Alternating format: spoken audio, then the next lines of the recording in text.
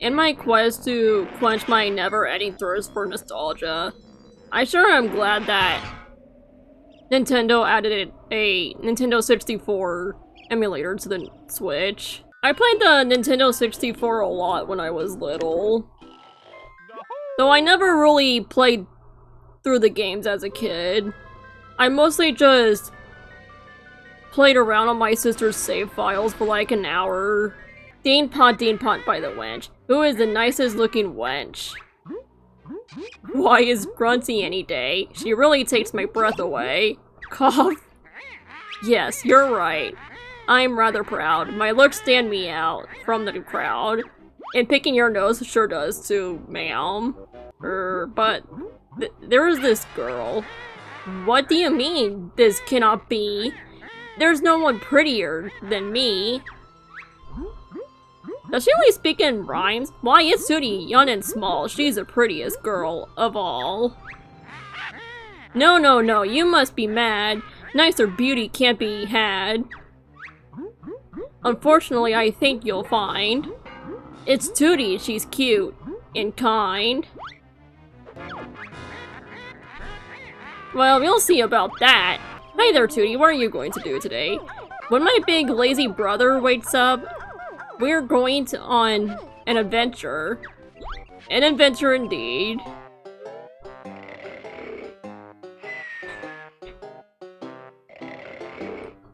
God, what would I give to be doing that right now? Wake up! I want to go on an adventure too. Not now, Kazooie. Let me sleep. If Tootie thinks she's fairer than me, I'll steal her looks and ugly she'll be. God damn! Is that your brother? Where, Mr. Mole? I can't see him! Up there in the sky? Wow, that's mean. I don't think so. Who is that? Come to me, my little pretty. You'll soon be ugly. What a pity. Let me go. Oh. Let me go, you ugly old hag! Don't scratch and bite, my little bear. You'll soon need bigger underwear. My god. Oh no, she's got her. Somebody help. Banjo, wake up. Now. Yawn. What do you want, Kazooie? Let's get outside, there's trouble.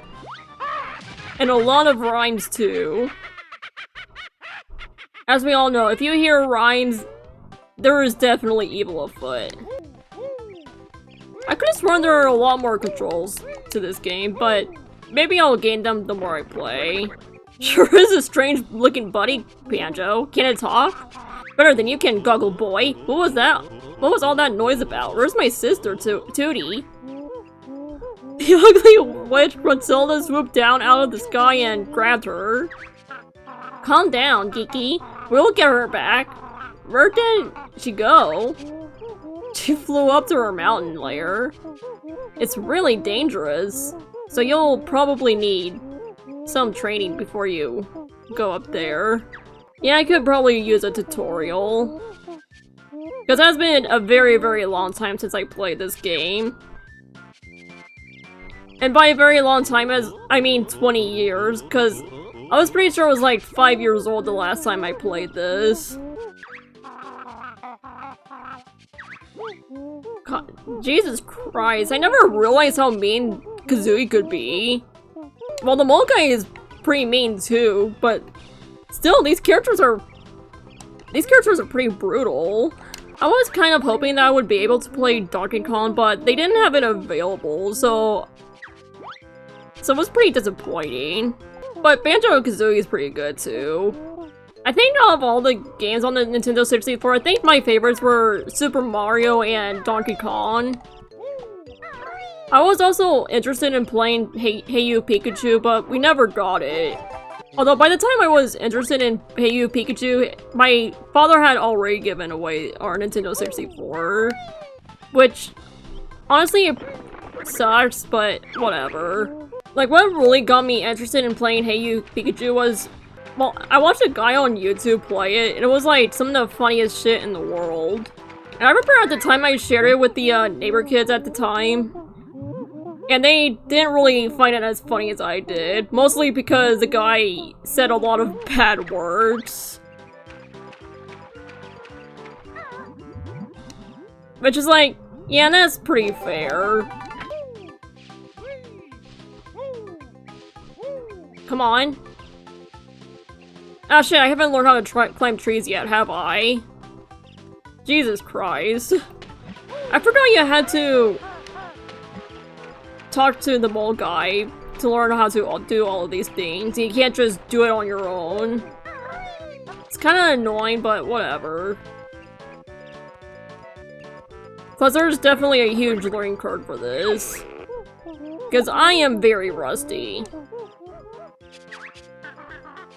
Chicken legs? Wrong way. There we go. Isn't there one more? Yeah, there is. I don't know how I missed that. Very, very cool. I think that's the molehill I'm supposed to go to learn how to climb, I think.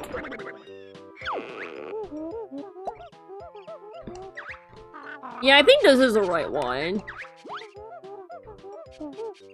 Yeah, there we go. Now I can climb.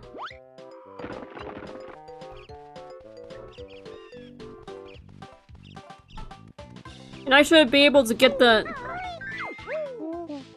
There we go. All I need to do now is find one more honeycomb, and I think I should be good. I think I'm supposed to go up there. I know, as you can probably tell from my YouTube channel, I'm a pretty big sport player. I played it a lot as a kid and throughout my teenage years, but another game I hold a lot of fond memories for is Smash Bros. I used to play it a lot with my sister. Except we didn't really play it the way that you're supposed to. We mostly just played with the characters like they were virtual Barbie dolls. And I know that sounds silly, but honestly it was pretty fun. She would play as the Fire Emblem characters and I would play as Pichu. And we would get up into a lot of antics. Then Brawl came along, and then I started playing Pikachu instead of Pichu. And she started playing Ike instead of Roy.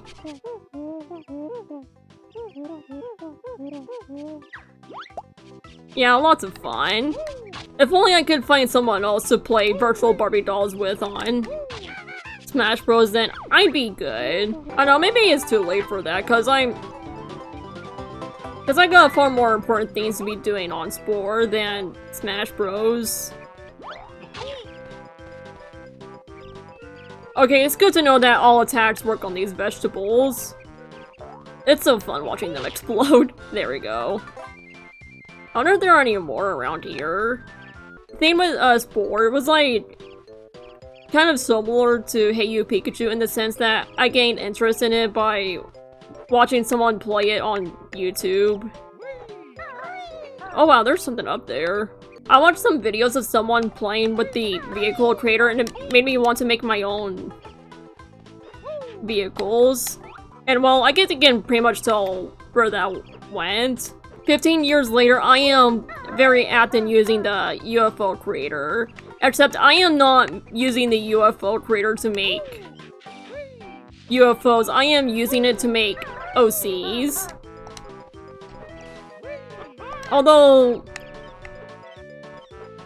the friend group I was a part of, we didn't really call them OCs. We called them mascots, as they represented our accounts. You know, like the talking heads. And I've made like a bunch of mascots my entire time on Spore. I still remember that my very first one was actually... Okay, it's more exposition. But yeah, my very first mascot was actually Italia OC. Except I wasn't very good at making people at the time, and so I just edited Wolf Queen's wolf head template for my Hetalia OC. Oh no, Tootie! You let her go, Gruntilda! Let me go, you fat hag! My brother will come and kick your butt! Alrighty, I prefer Tootie over Gruntilda. Not because Gruntilda kidnapped her, but because Tootie doesn't speak in rhymes. Anyways, as I was saying, about my first Spore mascot was being a Hetalia wolf character based off of the country of Somalia. I don't know why I chose Somalia, but it seemed pretty cool at the time. And she was just some regular brown wolf. Nothing special, really. And then there was my second mascot, who was also a Hetalia OC, based off of the country of Chile. And like Somalia, he was an identical brown wolf. The only thing that really made them stood apart is the fact that Somalia had eyelashes, because only girls had eyelashes. And I remember after a while, I was using some more of Wolf Queen's wolf templates. One of them being this chibi wolf that I was using to make comics. And at one point, it drew this attention of this Spore user named Maya Garza. And she ended up accusing me of stealing her OC, who was named Alex. But the thing is, I had never encountered this Maya Garza person before, let alone knew who this Alex was. And of course, I did try to explain my side, but she wasn't really listening to me and kept accusing me of stealing her mascot. And that eventually ended up into 2 mascot wars that spanned over 6 months. Now, Spore mascot war is basically when you try to kill the other person's mascot in the most brutal ways possible, while dodging all of their attacks. It was like, that shit gets pretty gruesome. And that would give birth into my next mascot. My next mascot was a red guy, whose name was Demon Heart. And his entire personality was that he can kick ass and he can't die. And the lore that I came up with, the reason why he couldn't die, was that he was already dead. Which was pretty much my power word against my Garza whenever she tried to kill him. Oh yeah, I also had an adopted daughter named Ice Art, who was like some sort of weird monster thing. Shortly after the war, and Maya Garza and I apologized to each other and became friends, despite the bullshit we put each other through. I ended up just forgetting about Demon Heart and Ice Heart altogether and made more mascots to forget about.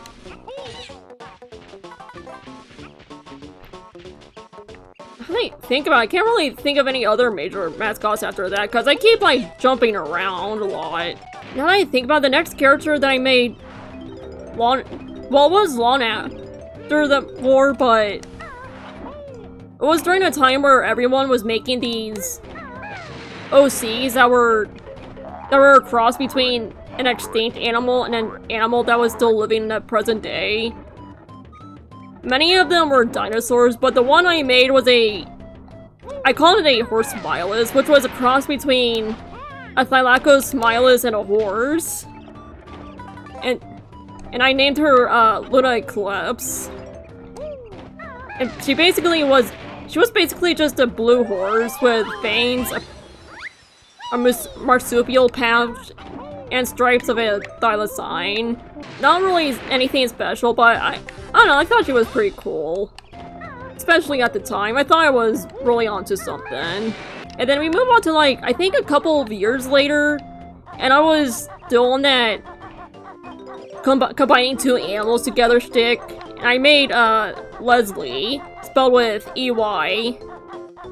who was an intersex genderqueer deerwolf, and her entire personality was just being a shipper and writing fanfiction, which was an attempt at self-deprecation because I was, and I still am, a pretty big fanfiction writer.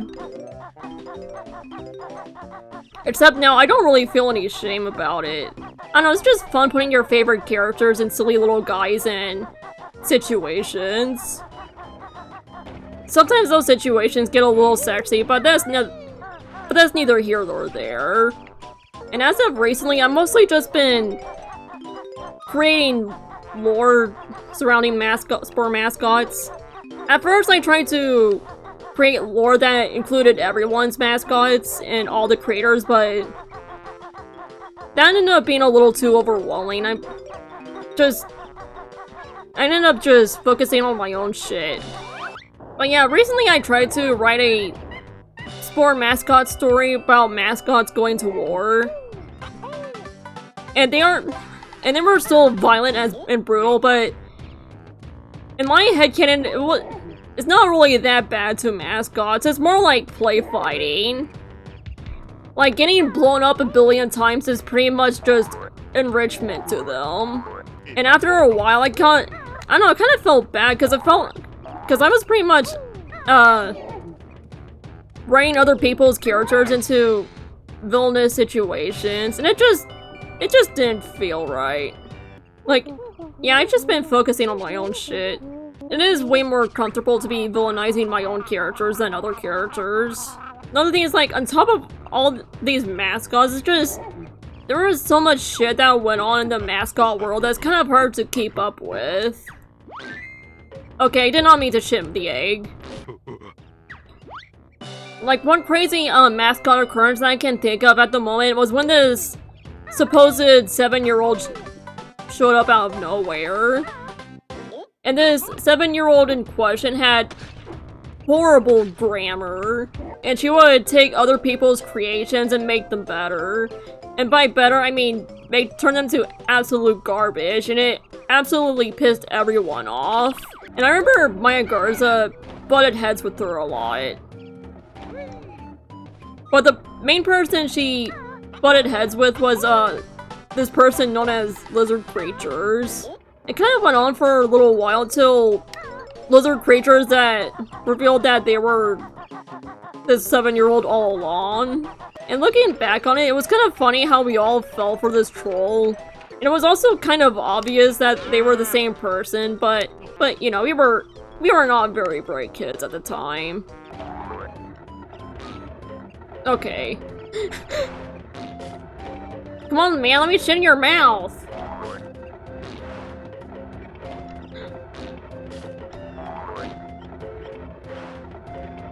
Okay, I guess I'm supposed to do it this way.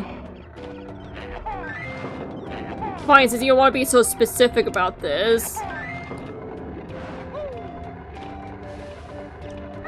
Plus, I think there's supposed to be a honey... Oh, yeah, there is. There we go. I hope I can do this just right. Come on. Yes!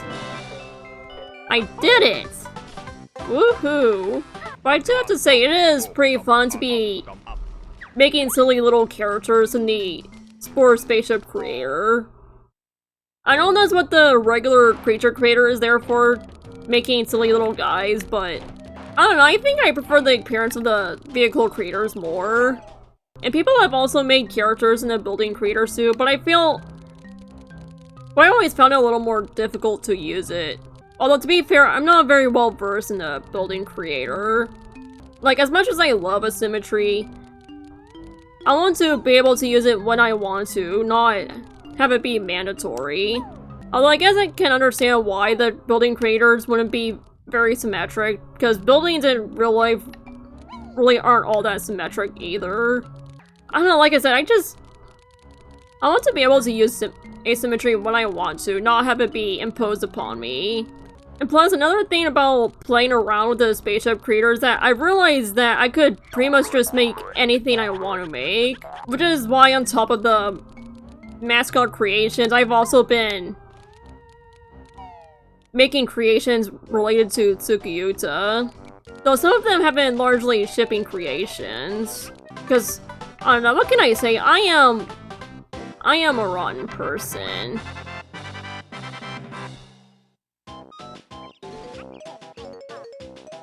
I think there should be another honeycomb around here. Okay, there it is. I think I have collected pretty much everything in this world. Man, it sure is pretty weird to hear someone talk about Spore while playing banjo-kazooie. But, what can I say? This whole thing started with me talking about things I used to play a lot when I was younger. And Spore pretty much took up a pretty big chunk of my childhood. Even though some of it has been pretty weird. Especially the whole 6-month-long mascot war thing. That is not something to be sneezed at. If my memory serves me correctly, someone actually ended up writing an article about my war with Maya Garza on the old Sporum wiki. I'm sure I might be misremembering it, especially since the original Sporum wiki has pretty much been wiped from existence, so I have absolutely no evidence of it, but I still found it pretty funny that someone wrote an entire wiki page about a war I had when I was 11 years old. It's just a little fortunate that there just isn't any evidence of that existing anymore. It's just the only thing to go off of it is my very poor memory.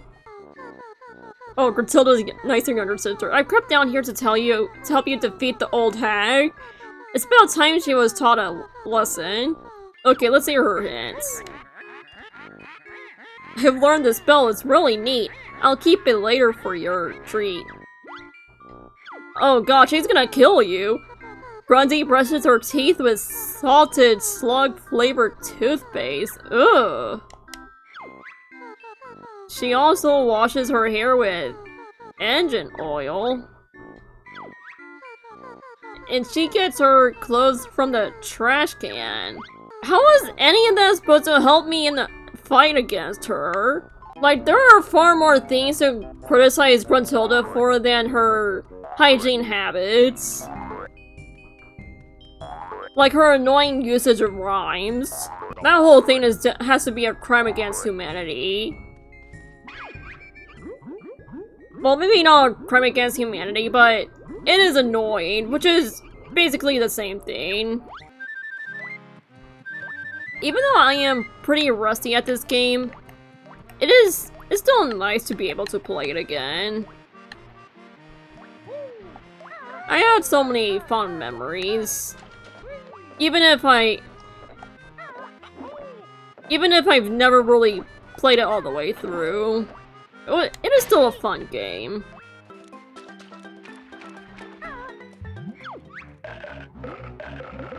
Oh, fuck. Fuck. Get away from the shark.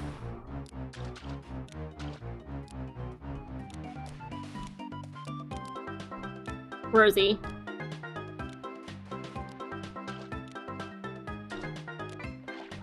How do I lure him back? So I can kill him. But first I need to kill this crab. Oh, you have to hit him twice. Wow, you really have to make it difficult for me, huh? Okay, Sharky man, come here. Okay, I'm going to make it my goal to kill this shark, and then I'll end the video.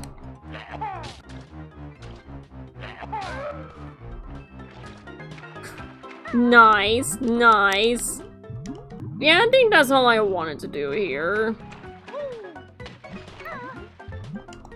Plus, I feel like I rambled a lot about nonsense today. I'm sure I'm the only one who cares about this kind of stuff, but it was pretty fun to talk about it. I don't know when I'll be playing this game again, but it was nice to revisit it.